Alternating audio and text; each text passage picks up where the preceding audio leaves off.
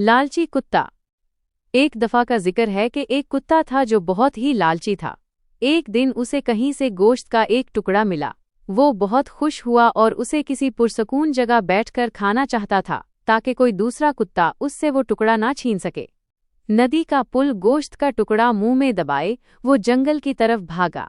रास्ते में एक साफ शफ्फाफ पानी की नदी बह रही थी जिस पर लकड़ी का एक छोटा सा पल बना हुआ था। जैसे ही कुत्ता पल के दरमियान पहुंचा, उसने इत्तेफाकन नीचे पानी में झांका। अपना ही अक्स साफ पानी में उसे अपना ही अक्स साया नजर आया, लेकिन वो समझा कि पानी में कोई दूसरा कुत्ता है जिसके मुंह में इससे भी बड़ा गोश्त का टुकड़ा है।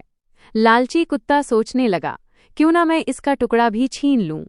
इस तरह मेरे पास खाने के लिए बहुत सारा गोश्त हो जाएगा। लालच का अंजाम। उसने दूसरे कुत्ते को डराने के लिए जैसे ही भौंकने के लिए अपना मुंह खोला, उसके अपने मुंह में मौजूद गोश्त का टुकड़ा नदी के गहरे पानी में जा गिरा। अब कुत्ता हका बिका रह गया। इसके पास ना वो दूसरा टुकड़ा आया और ना ही अपना रहा।